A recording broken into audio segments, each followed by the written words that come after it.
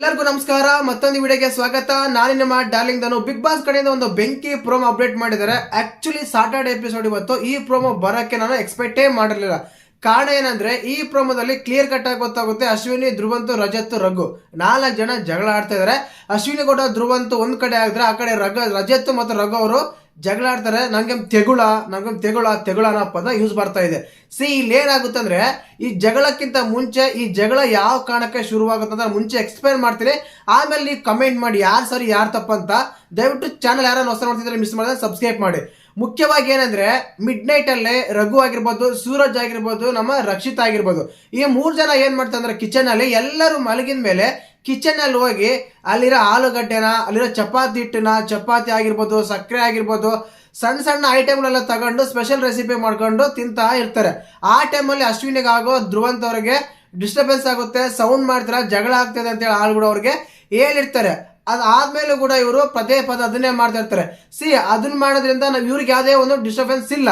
ಮುಖ್ಯವಾಗಿ ಏನಂದ್ರೆ ಇವರು ಮನೆಗೆ ಬಂದ್ರೆ ಆಲೂಗಡ್ಡೆ ತಗೊಂಡು ಅದರ ಫ್ರೆಂಚ್ ಫ್ರೈಸ್, ಆಲೂಗಡ್ಡೆ ಫ್ರೈಯೋ ಇನ್ನೊಂದೇನೆಲ್ಲ ಮಾಡ್ಕೊಂಡು ತಿಂತಾ ಇರ್ತಾರೆ. ಧ್ರುವಂತ್ ಅವರ ವಾದ ಏನು ಅಂದ್ರೆ ನೀವು ಮನೆಗೆ ಬಂದ್ರೆ ಆಲೂಗಡ್ಡೆನ 3-4 ಜನ ಮಾತ್ರ ತಿಂತಾ ಇದ್ರೆ. ಅಂದ್ರೆ ಇದಕ್ಕಿಂತ ಮುಂಚೆ ಗಿಲ್ಲಿ, ರಕ್ಷಿತ, ರಘು, ಸೂರಜ್ ಇರ್ತಾ ಇದ್ರು. ಈಗ ಗಿಲ್ಲಿನ ಅವಾಯ್ಡ್ ಮಾಡಿದ್ರೆ, ಗಿಲ್ಲಿ ಇಗ್ನೋರ್ ಮಾಡಿದ್ರೆ ಗಿಲ್ಲಿ ಆ ಕಿಚನ್ ಅಲ್ಲಿ ಬರೋದೇ ಇಲ್ಲ. ಬಟ್ ಈಗ 3 ಜನ ಇರ್ತಾರೆ. ಯಾರು? ರಘು, ಸೂರಜ್, ಮೇನ್ ಆಗಿ ರಕ್ಷಿತ, ಈ 3 ಜನ ಇರ್ತಾರೆ. ಈಗ ಆ 3 ಜನ ಜೊತೆಗೆ ರಜತ್, ಚೈತ್ರ ಇವ್ರು ಸೇರ್ಕೊಂಡಿದ್ದಾರೆ. ಇವ್ರು ಏನ್ ಮಾಡ್ತಾರೆ ಅಂದ್ರೆ ಮಿಡ್ ನೈಟ್ ಅಲ್ಲಿ ಅಲ್ಲಿರೋ ಆಲೂಗಡ್ಡೆ ತಗೊಂಡು ಅದನ್ನ ಸ್ವೀಪ್ ಮಾಡಿ ಕ್ಲೀನ್ ಮಾಡ್ಕೊಂಡು ಅವರು ಏನೇನೋ ಸ್ಪೆಷಲ್ ರೆಸಿಪಿ ಫ್ರೈ ಮಾಡೋದು, ಮತ್ತೆ ಅದನ್ನ ಇನ್ನೊಂದೇನೋ ರೆಸಿಪಿ ಮಾಡೋದು, ಚಪಾತಿ ಸಕ್ಕರೆ ಹಾಕಿ ಬೆಲ್ಲ ಹಾಕಿ ಇದು ಮಾಡೋದು. ಮೊನ್ನೆಗೆ ಇವ್ರು ತಿಂತಾರಲ್ಲ, ಯಾರೋ ರಘು ತಿಂತಾರಲ್ಲ, ಗಲಾಟೆ ಆಯ್ತು. ರಘು ಅವರು ಇವ್ರಿಗೆ ಯಾರಿಗೆ ಗಿಲ್ಲಿ ಕೊಡಲ್ಲ ಅಂತಾರೆ ಅವ್ರು ಚಪಾತಿ, ಆ ರೀತಿ ಮಾಡ್ಕೊಳೋದು, ಈ ರೀತಿ ಎಲ್ಲ ಮಾಡ್ತಾ ಇರ್ತಾರೆ. ಧ್ರುವಂತರ ವಾದ ಏನಂದ್ರೆ ನೀವು ಮನೆಗೆ ಬಂದ ರೇಷನ್ ಅನ್ನ ತಗೊಂಡು ನೀವು 3-4 ಜನ ಮಾತ್ರ ತಿಂತಾ ಇದ್ರ ನಮಗೆ ಅಂತ ಒಂದು ಪ್ರಶ್ನೆ ಕೇಳ್ತಾರೆ. ಆ ಟೈಮಲ್ಲಿ ಏನ್ ಮಾಡ್ತಾರೆ ಅಂದ್ರೆ ಇವರು ರಘು ಅವರು ಎಲ್ಲರಿಗೂ ತಿನ್ಸಕ್ ನಂಗೆ ತೆಗುಳ ಅಂತಾರೆ.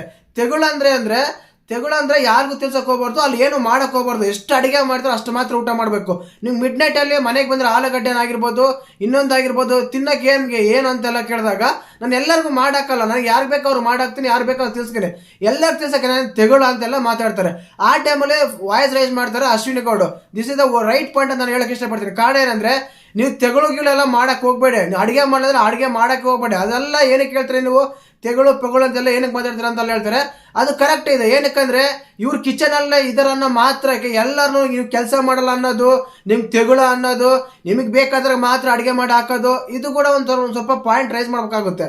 ಆದ ಕಾರಣ ಏನಾಗುತ್ತೆ ಅಂದ್ರೆ ನೀವು ಅವೆಲ್ಲ ಮಾತಾಡಕ್ ಹೋಗ್ಬೇಡಿ. ನೀವು ಕಿಚನ್ ಅಲ್ಲಿ ಇಷ್ಟ ಇಲ್ಲ ಅಂದ್ರೆ ಹೊರಗಡೆ ಬಂದು ಬೇರೆ ಕೆಲಸ ಮಾಡಾಕ್ತೀರ ಅನ್ನೋ ಒಂದು ಕಾರಣಕ್ಕೆ ಇಂಥವೆಲ್ಲ ಮಾತಾಡಿದ್ರೆ ಸರಿ ಇರಲ್ಲ ಅಂತ ಹೇಳಿ ಅಶ್ವಿನಿ ಕೂಡ ಪಾಯಿಂಟ್ ರೈಸ್ ಮಾಡ್ತಾರೆ. ಬಟ್ ಆ ಟೈಮಲ್ಲಿ ಏನ್ ಮಾಡ್ತಾರೆ ಅಂದ್ರೆ ಆಲೂಗಡ್ಡೆ ಇವ್ರು ಧ್ರುವಂತ್ ಅವರು ಸರಿ ನೀವು ಆಲೂಗಡ್ಡೆ ಮಾಡ್ತಾರ, ಎಷ್ಟೆಲ್ಲ ಬಂದಿದೆ ಆಲೂಗಡ್ಡೆ ಹಂಚ್ಬಿಡ ಅಂತ ಹೇಳ್ತಾರೆ. ಆಲೂಗಡ್ಡೆ ಹಂಚಕ್ಕೆ ಬರುತ್ತೆ ಗುರು ಹೇಳಿ? ಆಲೂಗಡ್ಡೆ ಹಂಚಕ್ಕೆ ಬರಲ್ಲ ಅನ್ಸುತ್ತೆ ಖಂಡಿತ. ಆ ಟೈಮಲ್ಲಿ ಕೂಡ ರಜತ್ ಅವ್ರು ಹೇಳ್ತಾರೆ ಸರಿ ಆಲೂಗಡ್ಡೆ ಒಂದಲ್ಲ ಅಕ್ಕಿ ಕೂಡ ಹಂಚ್ಬಿಡ್ರಿ, ಅಕ್ಕಿ ಎಲ್ಲ ರೇಷನ್ ಎಲ್ಲ ಸಬ್ಸಿಡಿ ಒಬ್ಬೊಬ್ರಿಗೆಲ್ಲ ಹಂಚ್ಬಿಡಿ, ಅವರೆಲ್ಲ ಮಾಡ್ಕೊಂಡು ತಿಂತಾರಂತೆ. ಇಲ್ಲಿ ಪಾಯಿಂಟ್ ರೈಸ್ ಆಗಿದೆ ಏನಂದ್ರೆ ಮೇನ್ ಆಗಿ ಇವ್ರು ಮಿಡ್ ನೈಟ್ ಅಲ್ಲಿ ಹೋಗಿ ಕಿಚನ್ ಅಲ್ಲಿ ಒಂದು ರೆಸಿಪಿಗಳು ಅದು ಮಾಡೋದು, ಇದು ಮಾಡೋದು, ಅದು ಅಡಿಗೆ ಮಾಡೋದು ತಿನ್ನೋದ್ರಿಂದ ಇದು ಪಾಯಿಂಟ್ ರೈಸ್ ಆಗುತ್ತೆ. ಅವರ ವಾದ ಏನಂದ್ರೆ ನೀವು ಕೇವಲ ನಿಮ್ಮ ಒಂದು ಅಂದ್ರೆ ನಿಮ್ಮ ಇದರಲ್ಲಿ ಸರ್ಕಲ್ ಇರೋರು ಮಾತ್ರ ಅಡಿಗೆ ಮಾಡ್ತೀರಾ, ಖಾಲಿ ಮಾಡ್ತೀರಾ, ಮತ್ತೆ ಮನೆಗೆ ಕಡಿಮೆ ಬರುತ್ತೆ, ಅದು ನಮಗೂ ಬೇಕಂತ ಕೇಳ್ತಾರೆ. ಆ ಟೈಮ್ ನನಗೆ ತೆಗುಳ ಅಂತ ತಿನ್ನಕಂತ ಇವ್ರು ಹೇಳ್ತಾರೆ. ಆಗ ರಜತ್ ಅವ್ರು ಹೇಳ್ತಾರೆ ಅದು ನಾವಿಷ್ಟ ನಾವು ತಿಂತೀವಿ, ಹಂಗಂತ ನಿಮ್ದೇನ ತಿಂದಲ್ಲ, ನನ್ನ ಭಾಗದ್ದು ತಿಂತೀರಾ ಅಂತ ಇವ್ರು ಧ್ರುವಂತವಾರ ವಾದ. ನಿಮ್ಮ ಭಾಗದಲ್ಲಿ ತಿಂದ್ರೆ ನಾವು ಮನೇಲಿರೋ ತಿಂದಿರೋದಂತ ಇವ್ರ ವಾದ. ಕರೆಕ್ಟಾಗಿ ಹೇಳ್ಬೇಕಂದ್ರೆ ಸ್ಟಾರ್ಟ್ ಆಗೋದು ಅವರಿಂದನೇ. ಅವರು ಮಾಡೋ ಮಿಡ್ ನೈಟ್ ಒಂದು ಕಿಚನ್ ಇರುತ್ತಲ್ಲ, ಅದರಿಂದ ಇವ್ ಡಿಸ್ಟರ್ಬೆನ್ಸ್ ಆಗಿದೆ. ಮನೆ ರೇಷನ್ ಎಲ್ಲ ಖಾಲಿ ಮಾಡ್ಕೊಂಡು ತಿಂತೀರಾ, ಬಟ್ ನೀವು ಮಾತ್ರ ಯೂಸ್ ಮಾಡ್ಕೊಂತೀರಾ ಅಂತ ಒಂದು ಇವರ ವಾದ. ಅವರ ವಾದ ಏನು ನಾನು ಎಲ್ಲರಿಗೂ ಮಾಡಾಕಲ್ಲ, ನಾನು ಕೆಲವ್ರಿಗೆ ಮಾಡಾಕ್ತೀನಿ, ನನಗೇನು ತೆಗುಳ ಅಂತ ಅವ್ರ ವಾದ. ಇಲ್ಲಿ ಏನಾಗುತ್ತೆ ಅಂದ್ರೆ ನಮ್ಗೆ ಬೇರೆ ತಿನ್ನಕ್ ತೆಗುಳು ಅಂತ ರಜತ್ ಅವರ ವಾದ. ಇಲ್ಲಿ ಸಿಂಪಲ್ ಆಗಿ ಹೇಳ್ಬೇಕಂದ್ರೆ ಇವರು ಮಿಡ್ ನೈಟ್ ಅಲ್ಲಿ ಮಾಡ್ತಾನೆ ತಿಂತಾರೆ, ನಮ್ಗೆ ಕೊಡಲ್ಲ ಅನ್ನೋದು ಪ್ರಶ್ನೆ ಧ್ರುವಂತ್ ಅವರ ವಾದ. ಆ ಟೈಮಲ್ಲಿ ಅಶ್ವಿನಿ ಅವರು ಪಾಯಿಂಟ್ ರೈಸ್ ಮಾಡ್ತಾರೆ ನೀವು ತೆಗುಳುಗಳೆಲ್ಲ ಮಾತಾಡಕ್ಕೆ ಹೋಗ್ಬೇಡಿ, ಕಿಚನ್ ಅಲ್ಲಿ ಮಾಡ್ತಾರೋ ಮಾತ್ರಕ್ಕೆ ಇಂಥ ಪದಗಳೆಲ್ಲ ಬೇಡ ಅಂತೇಳಿ ಅಶ್ವಿನಿ ಗೌಡ ಅವರು ರೈಸ್ ಮಾಡ್ತಾರೆ. ಅಶ್ವಿನಿ ಪಾಯಿಂಟ್ ರೈಸ್ ಇದೆ, ಕರೆಕ್ಟ್ ಆಗಿದೆ. ಬಟ್ ಏನಾಗುತ್ತೆ ಅಂದ್ರೆ ಇಲ್ಲಿ ಇವರು ಮಲಗ ಡಿಸ್ಟರ್ಬೆನ್ಸ್ ಆಗುತ್ತೆ ಒಂದು, ಅದಾದ್ಮೇಲೆ ಇವ್ರು ಕಿಚನ್ ಎಲ್ಲ ಮಾಡ್ಕೊಂಡ್ ತಿಂತಾರ ಅಂತ ಒಂದು. ಆ ಟೈಮಲ್ಲಿ ರಜತ್ ಅವ್ರು ಎಂಟ್ರಿ ಬರ್ತಾರೆ, ನಮ್ಮ ಇಷ್ಟ ನಾವು ತಿಂತಾ ಇದೀವಿ, ನಿಮ್ಗೆಲ್ಲ ಬೇರೆದೆಲ್ಲ ತಿನ್ನಕ್ ನಂಗೆ ತೆಗುಳ ಅಂತ ಇವ್ರು ಅಂತಾರೆ. ಇಲ್ಲಿ ಏನಾಗುತ್ತೆ ಅಂದ್ರೆ ಬುಡ ಸ್ಟಾರ್ಟ್ ಆಗೋದು ಎಲ್ಲ ಅಂತ ಕೇಳೋದಾದ್ರೆ ಅವರಿಂದಾನೆ. ಎಲ್ಲರೂ ಮಲಗಿರ್ಬೇಕಾದ್ರೆ ಇವ್ರು ಏನಂತಂದ್ರೆ ನಾವು ಮಿಕ್ಕಿರೋ ಮಾಡ್ಕೊಂಡು ತಿಂತೀವಿ, ಮಿಕ್ಕಿರೋದೆಲ್ಲ ತಿಂತೀವಿ, ನಾವು ನಿಮ್ದೇನು ತಿಂತೀವಿ ಅಂತ ಕೇಳ್ತಾರೆ.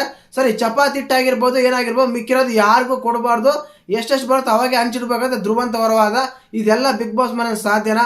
ಆಗೋದಿಲ್ಲ ಅನ್ಸುತ್ತೆ.